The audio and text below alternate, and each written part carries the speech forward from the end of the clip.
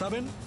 Los humanos hemos estado muy ocupados en los últimos milenios, desde que dejamos de apoyarnos con los nudillos en el suelo y dimos el gran salto adelante del chimpancés al Homo sapiens. Hemos causado mucho daño, eso es seguro, pero también hemos creado cosas buenas.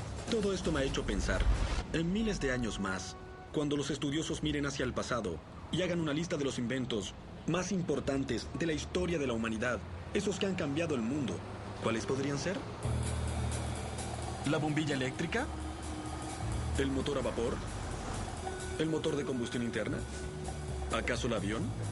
¿El automóvil? Y por supuesto, el pan cortado. Pero en ese sitial del panteón, junto a todos ellos, hay un avance más reciente, un nuevo invento que salió de la nada y que en pocos años ha pasado por nuestra vida como un poderoso tifón.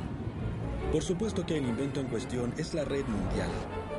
Un universo sorprendente y surrealista que generó enormes fortunas, acabó con innumerables industrias y cambió la forma en que gran parte del mundo trabaja, se comunica, juega, compra e incluso se enamora. Soy John Heilemann y he venido a contarles cómo surgió la red de la oscuridad a la omnipresencia global. Es una historia que conozco muy bien, porque como periodista he visto todo el espectáculo desde la primera fila. Estuve más de una década en Silicon Valley y fui testigo de los momentos importantes que formaron la edad de la Internet. Una edad que comenzó con una gran lucha de poder para decidir quién controlaría el futuro de la red emergente. Jim Clark comenzó a golpear la mesa y dijo, hay que cotizar en la bolsa, hay que hacerlo ahora. Al cierre de la bolsa, gané 663 millones. Una lucha que terminaría con una épica batalla en los tribunales. No tengo idea de qué está hablando. Que se recordará como la guerra de los navegadores. Parecíamos un ciervo encantilado con Microsoft ante nosotros. No sabíamos qué hacer. Fue todos a cubierta. No es un ejercicio. Nos aplastarán, nos aplastarán. Debemos destruir esta compañía. La Internet. La guerra de los navegadores.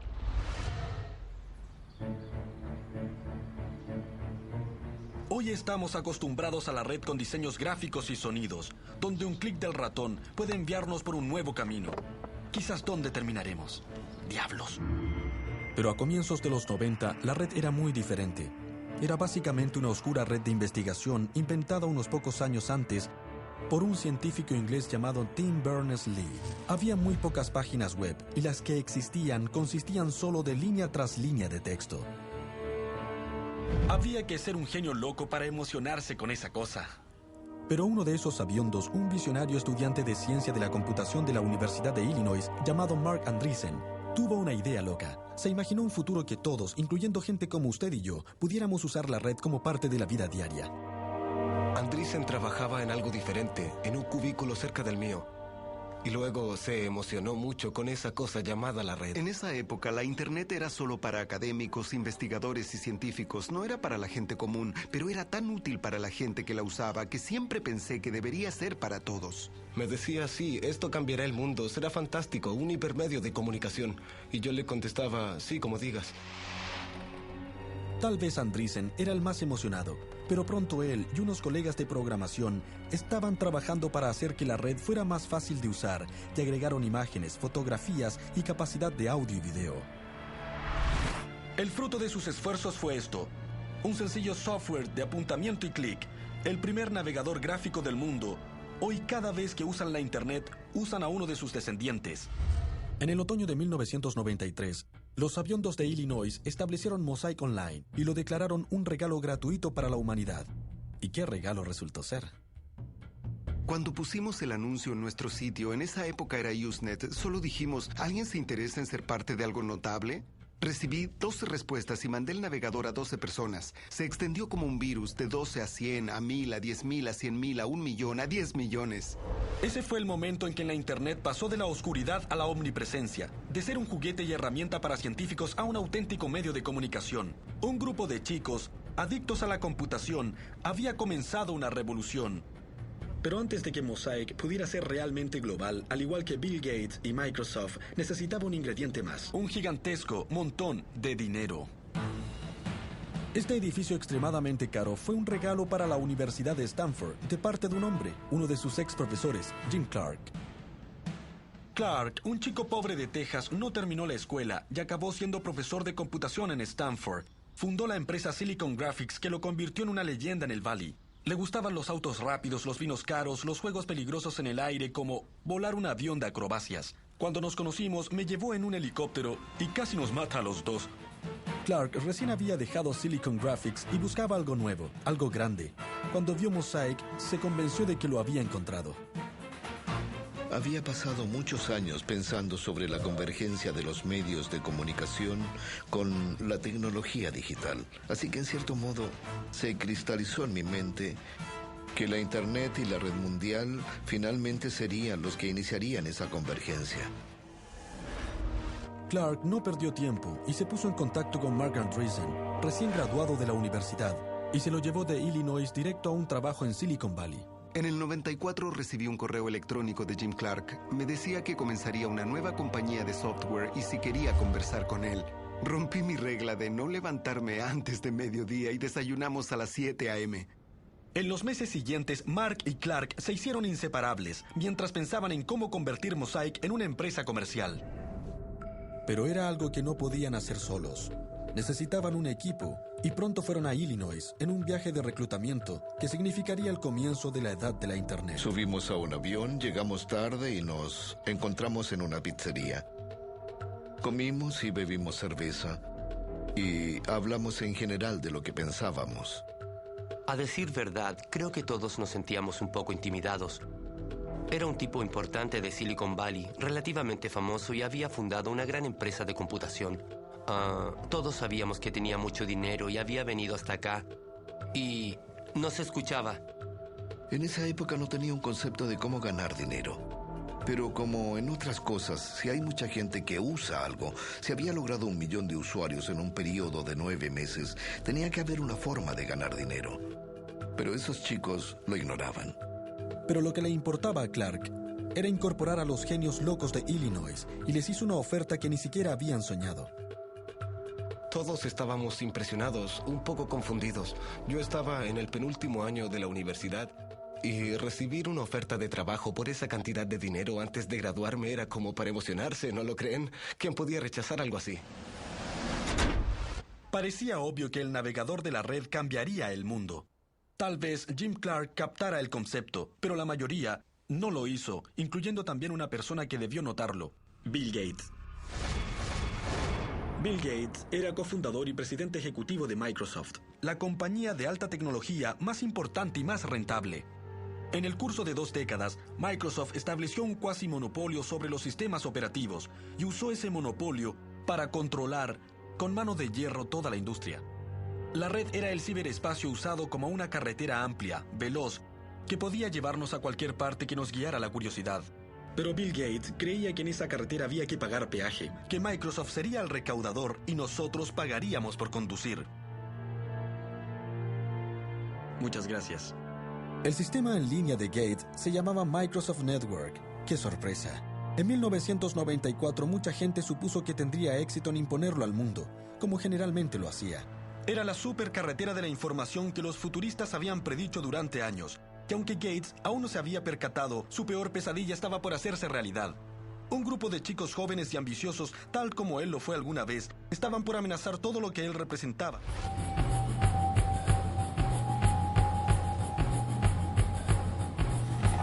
Brillante, de lentes y obsesionado por las computadoras desde su infancia, el camino de Bill Gates para convertirse en la figura más poderosa de la tecnología comenzó en 1975, cuando a los 19 años abandonó Harvard para comenzar Microsoft con Paul Allen, su amigo de la secundaria. La visión de Gates era simple y muy ambiciosa. Un computador en cada hogar y en cada oficina, y cada uno de ellos con software de Microsoft. En 1993, su sueño estaba cerca de ser realidad. Casi el 90% de los computadores tenían Windows de Microsoft. Gates y el ejército que había reunido en la sede de Microsoft, en las afueras de Seattle, trabajaron muchísimo y eran muy rudos con sus rivales. La compañía subía y dejaba una estela de cadáveres a su paso. Competidores como Lotus, WordPerfect, Borland o Novell, incluso la poderosa IBM cayó de rodillas. Gates era uno de los hombres más ricos e influyentes, y lo sabía. Una noche en una cena, él y unos amigos discutían la elección de Bill Clinton y Gates dijo: "Yo tengo tanto poder como el presidente". Su esposa le dio un puntapié bajo la mesa, pero a decir verdad, tal vez era cierto. Para muchos, el poder de Gates era seductor. Ya se tratara de un joven y ambicioso ingeniero de software como Thomas Riddle, Hadi Partovi, o un ejecutivo con experiencia como Sam Yadala. Microsoft era el lugar donde había que estar. Un lugar en que no importaba ser guapo o atlético. Un lugar en que la inteligencia, medida en la capacidad para diseñar códigos, era lo único que contaba. O sea, el nirvana de los sabiondos. A comienzos de los 90, la sede de Microsoft era un lugar muy dinámico. Estaban las personas más inteligentes del campo computacional y todos eran de edades diferentes. En general, era una empresa sumamente joven. La edad promedio era de 26 o 27 años. Microsoft no era la compañía más grande de software, pero en una forma extraña era la más intensa. Era evidente, se sentía una suerte de vibración en cuanto cruzabas la puerta. Era una especie de petulancia que permeaba todos los trabajos en Microsoft. No eran solo los ingenieros. Llegué a Microsoft en 1987 y vi a un grupo de personas que querían ganar, que era muy agresivo respecto a la competencia. La conducta de Microsoft era definitivamente extrema, pero era menos por arrogancia que por miedo e inseguridad. Gates sabía que en cualquier momento podía surgir un pequeño principiante en un garaje y derribar a Microsoft, tal como ellos lo habían hecho con otros. Junto con su leal lugarteniente Steve Ballmer, estaba decidido a no dejar que ocurriera. Mientras Gates abandonó la universidad, Ballmer estudió economía. Mientras Gates era el superego cerebral de Microsoft, Ballmer era su ego reprimido, fornido y emotivo. Pero no era nada comparado con el mismo Gates, el más listo de todos en Microsoft. Un genio que no soportaba a los necios, si es que lograba hacerlo. Eso es ridículo. Yo no usaría esa cosa. No. Alguien está confundido. Alguien no está pensando. Eso jamás. Creemos que Ustedes sucederá. nunca comprendieron. No comprendieron ni lo más mínimo. Todas las veces que he visto a Gates, siempre ha habido un elemento constante. Cuando me miraba y decía que lo que yo había mencionado era lo más estúpido que había oído, y yo no trabajaba para él. Pero Thomas Riddle sí, y recuerda su primer encuentro con Gates como una de las experiencias más desconcertantes de su vida. No es alguien que haga cumplidos. A lo más es... bien, se ve bien. Probablemente hay que seguir con esto. Esa era toda la reacción que a veces obteníamos. Y no era porque no le interesara. Creo que en esa época aprendí que realmente había conseguido una gran victoria. Si no te había hecho picadillo, o si no te había llamado idiota 19 veces, esa era una buena reunión con Bill. Con los subalternos de Microsoft hechizados, miles de millones de dólares en su cuenta y el lanzamiento de Windows 95 en el horizonte, el Bill Gates de 1993 era casi el emperador de la alta tecnología. Pero menos de 2 años después, Gates se vio obligado a dar el mayor giro total de la historia empresarial, porque Clark Andreessen y su equipo estaban por irrumpir y poner un gigantesco escollo en su camino.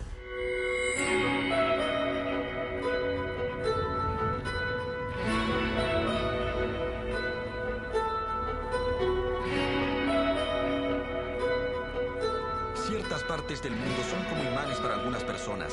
Los Ángeles para los actores, Las Vegas para los jugadores, París para los artistas. El trecho de 50 kilómetros entre San Francisco y San José siempre ha sido un imán para los interesados en tecnología. En el verano del 94 este lugar se había convertido en la sede de Jim Clark y su banda renegada de pioneros navegadores de la red. En los meses que siguieron, lanzaría la empresa de software de mayor crecimiento que el mundo haya visto, Netscape Communications. Bajo la mirada vigilante de Clark, la gente de Netscape se dedicó a la causa de extender el alcance de la red, todavía incipiente, con la esperanza de enriquecerse en el camino. Pero primero tenían que enfrentar un caso severo de choque cultural. Nunca antes había venido a California y cuando llegué pensaba, ¿por qué nadie me ha hablado de este lugar? Esto es la Meca. Esto es como Disneylandia para los entendidos. También fue una idea brillante sacar a varias personas de su medio conocido e insertarlos en la nueva compañía que nacía, porque no sabíamos hacer otra cosa sino trabajar. El plan era simple. En Illinois, la banda había creado el primer navegador gráfico de la red Mosaic. Ahora debían trabajar como locos para hacer un nuevo navegador basado en ese y convertir la Internet en el futuro del comercio y la comunicación. Solo otro día en la oficina, ¿verdad? Creo que el objetivo, tal como me lo dijeron a mí y al resto del grupo, era conquistar el mundo lo más rápido posible. Nada excepcional, nada demasiado grandioso. Solo había que hacer un software tan atractivo y tan fantástico que habría que ser un necio para no desearlo. Todos en Netscape sabían que el tiempo era esencial. Día a día la red se hacía cada vez más popular. El temor era que otra compañía viera su potencial y lanzara un navegador antes de que Netscape pudiera hacerlo. Tenía un ciclo de 36 horas, trabajaba 24 y dormía unas 12 horas. Me alimentaba de caramelos y refrescos. Una vez que comenzamos, había una gran sensación de urgencia. Todos sabíamos que no era una cosa difícil de hacer. Y tenían motivos de preocupación. En Seattle, aunque Bill Gates todavía tenía dudas acerca de la red, algunas personas de Microsoft eran conscientes de la existencia de Netscape. Thomas Reardon los contactó una vez para obtener información, pero Netscape, por mucho temor que sintiera, daba una impresión muy diferente, una de gran arrogancia. Estábamos conscientes de ellos a la distancia. Así que llamé y hablé con un ejecutivo y básicamente me dijo que no le interesaba. Mi reacción fue, vaya, siempre que llamaba todos decían, wow, es Microsoft. Con Netscape, después de 15 minutos me dijeron que no les interesaba. Simplemente eso, ni siquiera que los volviera a llamar. La costumbre de los que trabajábamos en Microsoft era ser como los reyes de la industria y en algún momento nos rendían honores, cierto tipo de homenaje, pero nada. Era obvio que culturalmente Netscape ya entonces percibía a Microsoft como el enemigo. El 13 de octubre de 1994, después de meses de codificación sin parar, Navigator, el nuevo navegador de la red de Netscape, por fin llegó al público. Desde ese momento el conflicto era inevitable, con Netscape simbolizando a David y Microsoft al poderoso Goliath. Uno pensaría de que David no tenía mucha oportunidad en esa pelea, pero desde que Netscape lanzó Navigator, este fue un éxito instantáneo y arrollador. La noche en que lo lanzamos estábamos en una sala de reuniones, una computadora registraba las descargas y se oía un cañonazo cada vez que bajaba el software. Después de un momento parecía una guerra porque los cañonazos sonaban sin parar. Como un incendio. La edad de la Internet había comenzado y no tenía nada que ver con Microsoft. Nunca habíamos visto algo así en la historia del software. En 30 días, el 90% de la gente que estaba en la red cambió de Mosaic a Netscape. Eso no sucede con el software. Nunca, jamás, jamás. Hubo un momento en que Netscape llegó al 1.000.000 de descargas y de pronto pensamos, ¿qué está pasando? ¿1 millón de descargas? Eso es bastante. Pero la preocupación que Microsoft sentía por Netscape iba más allá de su pequeño navegador, para comprender por qué se requiere cierto conocimiento técnico. En el negocio de la computación, las compañías más poderosas controlan lo que se llama una plataforma de software. Es el software sobre el que otros programas pueden funcionar. Con su casi monopolio del sistema operativo Windows, Microsoft controlaba la plataforma máxima. Todo el negocio computacional estaba basado en ello. Durante años fue imposible imaginar que alguien pudiera desafiar su supremacía. Pero ahora los rivales de Bill Gates en Silicon Valley imaginaron un futuro diferente. Un futuro en que el navegador sería una plataforma alternativa, en que todas las necesidades pudieran resolverse en línea. Así se nivelaría el terreno en la industria. Y entonces Windows, el software más rentable de la historia del mundo, sería irrelevante. De pronto nos dimos cuenta de que teníamos un defecto en la armadura. Había una forma en que se podía desplazar la franquicia Windows. Había situaciones que podía llegar a ser populares y en los que podríamos perder nuestra posición de liderazgo. Microsoft no podía ignorar el repentino éxito de Netscape. De pronto Bill Gates comprendió todo. No solo la importancia de la red, sino la dimensión de su propio asombro estratégico y la necesidad de hacer algo al respecto. Tarde una noche, Gates se sentó ante su computadora y escribió un memorando a sus tropas titulado El maremoto de la Internet.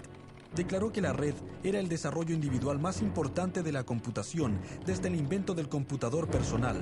Decía que Netscape era un nuevo competidor apoyado en la Internet, un competidor que Microsoft debía igualar y vencer. Era un giro total, no era algo que se pudiera comenzar la próxima semana ni el otro mes, sino que ahora mismo había que hacer cambios. mensaje de Bill a la compañía era: debemos encontrar muchas formas de poder librar esta nueva batalla. Seguramente ese fue el comienzo de la Guerra de los Navegadores. En 1993, la Internet era desconocida, con excepción de un pequeño círculo de piratas informáticos y científicos. Pero en el 95, la situación cambió totalmente. Gracias a la magia y a la energía frenética de un grupo de ingenieros de Silicon Valley, la Internet se convertía en un fenómeno a gran escala, en una tecnología comparada en importancia con la televisión y la imprenta. A la cabeza estaba Netscape. Su navegador se convertía en la puerta de la red para millones de personas. La compañía tenía un presidente ejecutivo respetable y los ingresos aumentaban. El futuro se veía muy brillante, ¿o no? Este hombre pensaba que no. Se llamaba Gary Riva y es un conocido abogado antimonopolio de Silicon Valley, quien en 1995 estaba ejercitándose para la pelea de su vida. Como muchos en el valle, sabía que Bill Gates vendría por la Internet y sabía mejor que nadie, después de toda una carrera peleando con Microsoft y representando clientes de Silicon Valley, que cuando Gates venía por tu negocio, una cosa era segura: había sangre. Ahora Netscape había contratado a Riva. De inmediato vio que la nueva compañía había subestimado terriblemente la amenaza que enfrentaba. Netscape suponía que Microsoft se vería obligada a obedecer la ley, o que alguien los obligaría a obedecer la ley. Me imagino que no es algo excesivo, porque si alguien comienza un negocio, no espera que su competidor le queme la fábrica o vaya donde los distribuidores y los amenace con eliminarlos del mercado si distribuyen otro producto. Pero les diré algo, eso fue lo que hizo Microsoft. El problema era que Microsoft y Bill Gates veían a la nueva compañía como la amenaza principal a su dominio. En el primer golpe de esta guerra, Gates envió a un grupo especial que incluía a Thomas Reardon para una reunión detrás de las líneas enemigas, aquí, que en esa época era la sede corporativa de Netscape. El resultado fue una de las reuniones más controvertidas de la historia de los negocios modernos. Sabemos que la reunión entre Microsoft y Netscape se llevó a cabo aquí, pero lo que se dijo a puertas cerradas sigue siendo tema de un debate intenso. La versión de Microsoft es más o menos así. Fuimos allá en junio, en el verano del 95, y tuvimos una reunión muy amplia de cómo podríamos trabajar con Netscape, cómo podríamos trabajar con los servidores, los navegadores, y de qué modo Microsoft Word podría trabajar con el software de Netscape. Fue una conversación muy amplia que duró unas 6 horas. Hablamos todo el día. Fue interesante, fue una reunión sencilla y sin problemas. Eso no suena tan mal, pero la versión de Netscape es un poco diferente. En una reunión les hicieron una oferta. Y la oferta fue: yo gano y tal vez estés allí. O yo gano y tú no estarás allí. Esas fueron las dos opciones que les dieron. Fue como esa escena del Padrino. A Netscape le hicieron una oferta que no podía rechazar. Yo era un bebé. Algunos de los chicos y yo fuimos allá y es cierto, amenazamos a Netscape como en El Padrino. Es absurdo por donde se mire. Microsoft nos ofreció $1 millón por acceso ilimitado a toda nuestra tecnología en un solo pago. En esencia nos dijeron: les compraremos todo el negocio por $1 millón. Tómenlo o déjenlo, pero si lo dejan, copiaremos todo lo que hagan. Recuerdo que en ese momento pensé, si esto no es ilegal, debería serlo. Si lo que Netscape decía era verdad, significaba que Microsoft había quebrantado la ley antimonopolio, para ser más preciso. La esencia de esa ley es regular la conducta de las compañías que tienen un monopolio, lo que muchos expertos decían que era el caso de Microsoft con su sistema operativo Windows. Pocas horas después de la reunión, Netscape le dio instrucciones a Gary Riva para que avisara al Ministerio de Justicia sobre lo que había pasado y comenzara el trabajo preliminar para una demanda contra Microsoft. Pero Thomas Reardon olió algo sospechoso. ¿Por qué Netscape tenía un abogado antimonopolio y no cualquier abogado, sino el legendario Gary Riva? El hombre conocido, famoso por ir durante años tras Microsoft e instigar una demanda del gobierno en contra de la compañía. Sabíamos que nos habían engañado, que todo fue planeado. ¿Una teoría paranoica? Sin duda. En esa época Netscape era la compañía de alta tecnología más popular. ¿Por qué necesitaba engañar a Microsoft? En Wall Street, los analistas y banqueros habían comenzado a dar sus pronósticos y hablaban de las brillantes posibilidades de Netscape si salía a la bolsa de valores. Miré nuestras proyecciones para Netscape y me di cuenta de que era posible que fuera la compañía de software de mayor crecimiento de la historia. Jim Clark comenzó a golpear la mesa y dijo, hay que cotizar en la bolsa, hay que hacerlo ahora. Y todos le dijimos, ¿en serio? ¿Estás seguro? Casi se podía predecir que tendríamos al menos un ingreso de 60 u 80 millones. Un momento, esperen un minuto, pensemos en esto. Antes de Netscape, la regla estándar de Wall Street era que una compañía necesitaba al menos un año, ojalá 2, de obtener ganancias fuertes antes de pensar en cotizar en la bolsa. Pero en 1995, Netscape solo llevaba un año de existencia. No tenía un centavo de ganancias y no tenía idea de cómo lograrlas. Según Jim Clark, el motivo para cotizar en la bolsa era porque quería una gran ganancia para construir el yate computarizado más grande del mundo. En esas circunstancias, era una locura salir a la bolsa, ¿no creen?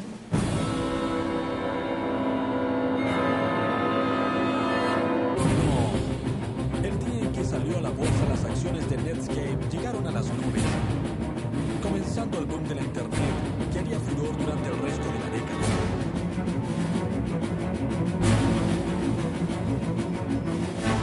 Yo me encontraba en el parque y fui a hablar con nuestro corredor David Slade y Manda Solda, el encargado de nuestro escritorio, se paró frente a mí y literalmente impidió que me acercara a Dave. Le pregunté qué pasa. Me contestó, hay un enorme volumen de transacciones y Dave necesita toda la concentración que pueda conseguir. Comenzamos a ver mayor cotización de la historia, mayor crecimiento. Todos dijimos, en verdad le gustamos a la gente. La Internet empezó de la nada a ser la historia más grande en llegar a los medios de comunicación y a la conciencia del consumidor. En ese momento fue cuando el nivel de atención simplemente rompió los límites. Había invertido 5 millones en la compañía y el día de la cotización al cierre de la bolsa era de 663 millones. Justo lo suficiente para que Clark comprara su yate y suficiente para que Netscape fuera una empresa cotizada en la bolsa con acciones a $120, sin una evaluación de más de 2.000 millones. Los ingenieros de Netscape, jóvenes veinteañeros, eran ahora sabiendos famosos sumamente ricos. Por supuesto que se les subió la cabeza. Obnubilados por su éxito, comenzaron a pensar que eran invencibles. Trataban incluso a sus aliados con indiferencia. ¿Y a sus enemigos? A uno en particular. Quebrantaron una de las reglas fundamentales de Silicon Valley, no burlarse del gigante. En la época en que nadie osaba insultar a Microsoft, Marc Andreessen no dejaba de declarar a la prensa su desprecio por esa compañía. En muchas ocasiones Marc Andreessen dijo claramente que Microsoft no le impresionaba, que además el software no era de gran calidad y que Windows estaba muerto. Una de sus declaraciones fue que Windows terminaría siendo una serie de controladores mal depurados. ¿Una serie de controladores mal depurados? ¿Qué significa eso? Para gente como usted y yo, no suena tan mal. Pero si es un ingeniero que habla en tecnicismos, el comentario de Marc Andreessen equivalía a una ofensa a Bill Gates. Y le siguió justo el juego a Bill Gates, alentando a Microsoft en una guerra incipiente contra Netscape. Para los desarrolladores de Windows, que eran algunos de los mejores del mundo, que alguien llamara a su bebé una serie de controladores mal depurados era un golpe bajo. Fue algo muy insultante y realmente los motivó a seguir. Yo puse personalmente fotos de los ejecutivos de Netscape en los pasillos con sus declaraciones. Algo que motivara a todos para que supieran que esas eran las personas con quienes luchaban. Luego comenzaron a aparecer artículos que decían Netscape, la nueva Microsoft.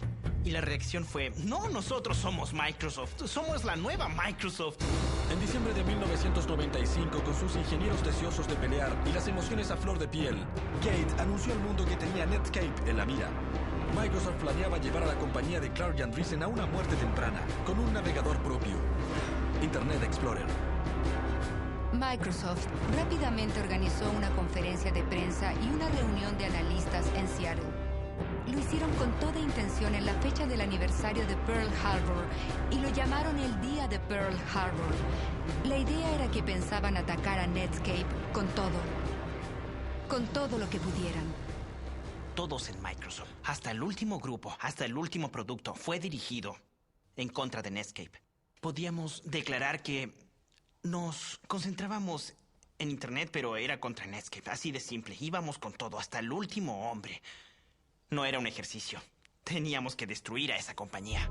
El tráfico se aceleraba rápido en la carretera de la información. Entonces Gates se quitó los guantes e invirtió millones de dólares en la red, convirtiendo a Internet Explorer en una causa de vida o muerte en Microsoft. El gigante dormido había despertado, así lo definió.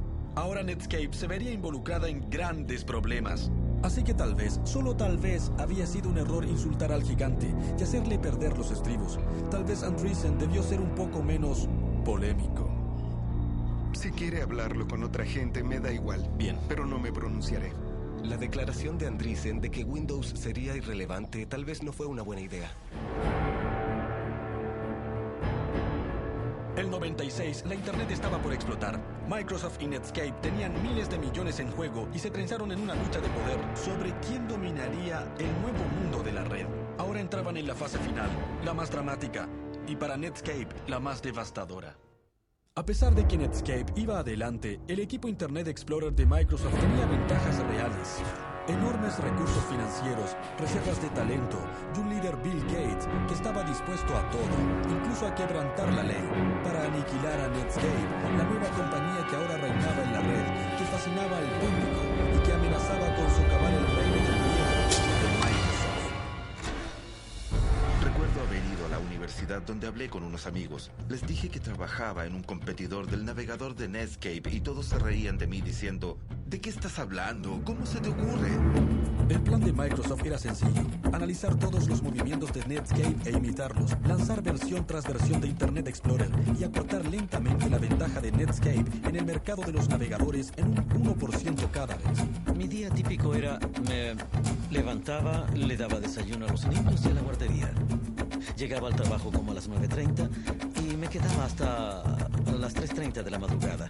Llegaba a casa, dormía 4 horas, me levantaba, desayunaba, llevaba a los niños y trabajaba de 9:30 a 9:30. No nos pagaban extra comparado con otros empleados de Microsoft. Solo teníamos que nuestro producto perdiera. No solo los ingenieros trabajaban como si su vida dependiera de ello. Gates también tenía otra arma formidable a su disposición: su oscuro ejército de vendedores. Reservados, implacables y a veces solapados. Su misión era clara: sacar el navegador de Netscape del negocio fuera como fuera. Cortarle el suministro de aire, como dijo alguien de Microsoft, y obligar a los consumidores de Microsoft a usar el Internet Explorer. La gente que vendía el software a los fabricantes de computadoras era como si perteneciera a un culto oscuro. Sabíamos que hacían dinero en formas que tal vez nadie quiera conocer. Eran como ninjas. Nadie les preguntaba lo que hacían, solo iban y hacían grandes tratos por $500 millones. Eran grandes contratos de multimedia. Hacían lo que fuera necesario. Yo no quería saberlo y la gente a mi alrededor tampoco. El silencioso ejército de vendedores asesinos de Gates usaba toda clase de tácticas para impedir que los fabricantes de computadoras instalaran cualquier cosa que no fuera Internet Explorer. Le dijeron a Compaq que si distribuía nuestro navegador, Microsoft le cancelaría la licencia de Windows. Bueno, Compaq no podía mantenerse en el negocio sin esa licencia y no podía distribuir el navegador. Digan lo que digan sobre el juego sucio de Microsoft, este estaba funcionando. Ambas compañías iban cabeza a cabeza con una versión tras otra de sus navegadores, pero la parte del mercado de Internet Explorer crecía en forma continua y Netscape sentía que Microsoft la estaba alcanzando. No teníamos ninguna posibilidad de error. Si no cumplíamos con un plazo, nos pisaban los talones. De modo que era muy difícil. Éramos como un ciervo frente a unos reflectores. ¿Qué hacemos? ¿Qué hacemos? Nos aplastarán, nos aplastarán. La sensación de muerte inminente de Netscape se vio agravada por otra cosa. Si la compañía quería realizar su potencial, tenía que obtener ganancias, de modo que cada centavo era valioso. Pero Microsoft tenía miles de millones de dólares en el banco, lo que le permitió hacer algo extraordinario. En vez de cobrar por su navegador como Netscape debía hacerlo, Microsoft entregó gratis el Internet Explorer, integrado en forma perfecta en el sistema operativo de Windows. Con Explorer 4 se terminó. Ya no era más ganaremos. Con Explorer 4 teníamos más del 80% de los usuarios. En septiembre del 97, la guerra había terminado. Microsoft había triunfado. Netscape se tambaleaba, su negocio daba tumbos, su supervivencia era dudosa. Para celebrar el lanzamiento del Explorer 4, Bill Gates dio una fiesta en honor de los guerreros que crearon su navegador. Pero en vez de hacerla aquí, en Seattle, decidió que un lugar mucho más adecuado sería San Francisco, el corazón del territorio de Netscape. Durante la celebración, Thomas Raildon y sus colegas ebrios se fijaron en un símbolo de 3 metros de Internet Explorer que estaba en el vestíbulo y tuvieron una idea diabólica, aunque de oda. Subimos esa enorme que pesaba, no sé, cientos de kilos a un camión y realmente ni siquiera la pudimos amarrar al camión. Después de asegurar la gigantesca al camión, la gente de Microsoft le pagó a un conductor para que los llevara hasta Silicon Valley. Lo arrojaron aquí, en la fuente de Netscape, y regresaron tambaleándose al hotel. ¿Una broma juvenil? Por supuesto, pero también fue un símbolo adecuado. Desde ese momento todo fue cuesta abajo para Netscape. Un año después, su parte del mercado era inferior al 10%. La compañía que introdujo la edad de la Internet resultó adquirida por otra más grande pero menos atractiva, AOL. Teníamos la sensación de que estábamos haciendo algo duradero, pero cuando terminamos en AOL, todos sentimos que se había acabado, que era el fin, que no iba a durar. Eso fue bastante duro. Jim Clark también estaba decepcionado por la muerte de Netscape, pero tenía una cierta manera, más bien varios millones de maneras de consolarse. Invertí 5 millones en la compañía. Y al final gané cerca de 2.000 millones. Esa es una ganancia mayor a la esperada.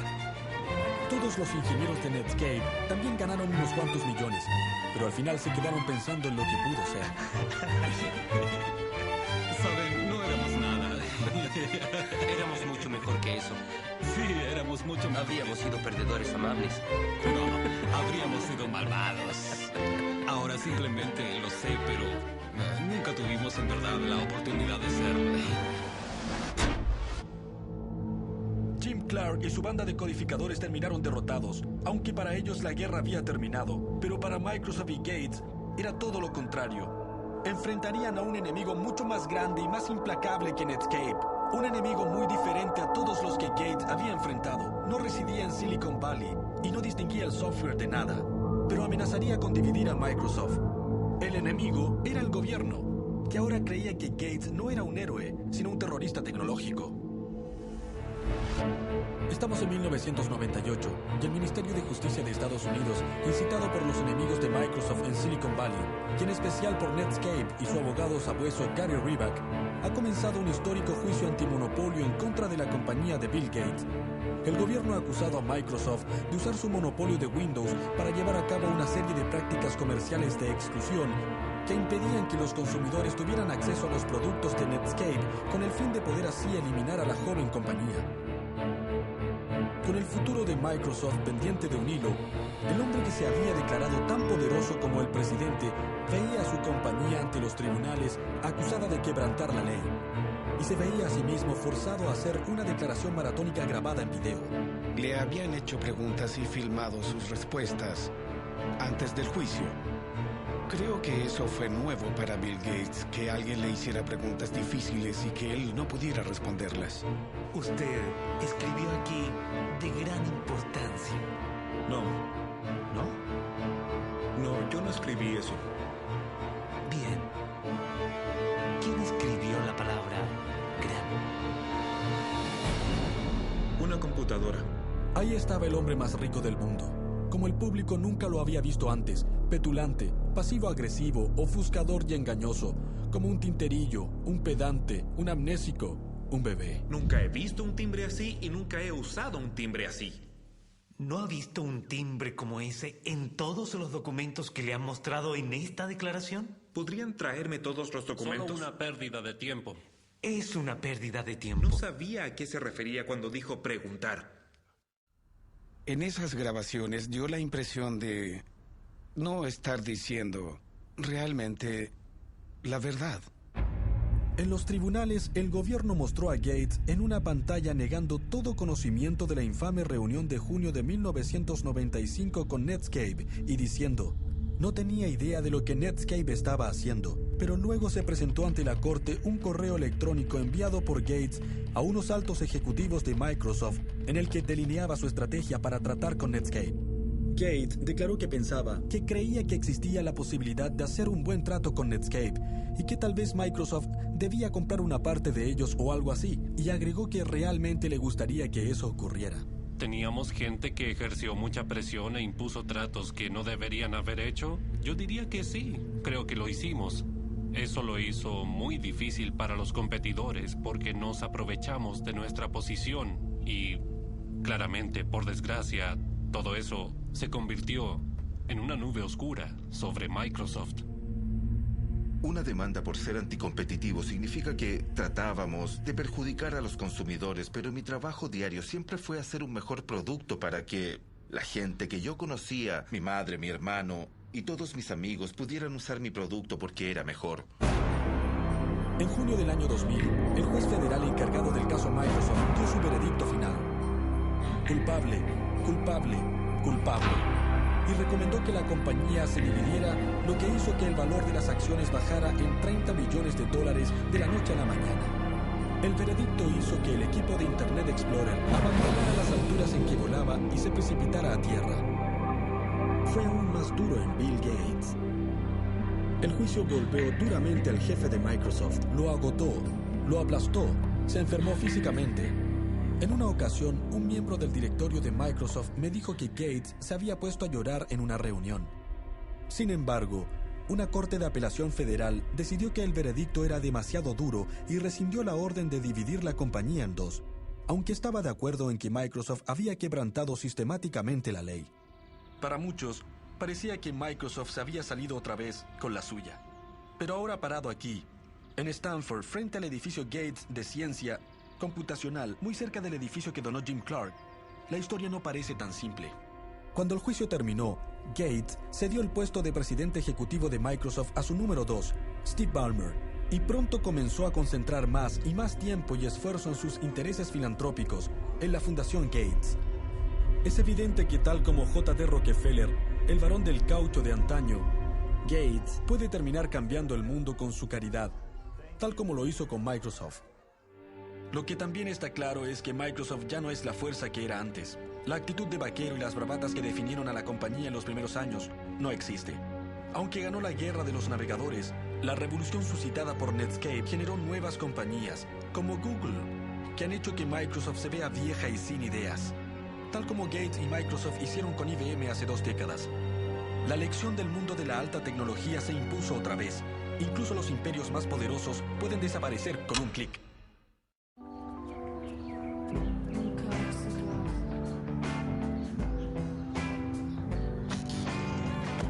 Acercarse cuesta menos con el paquete Acerques. Habla a todo México como si fuera llamada local. Disfruta de 200 llamadas y navega en Infinitum por solo 599 pesos al mes. Renta de la línea incluida. Haz clic en Infinitum.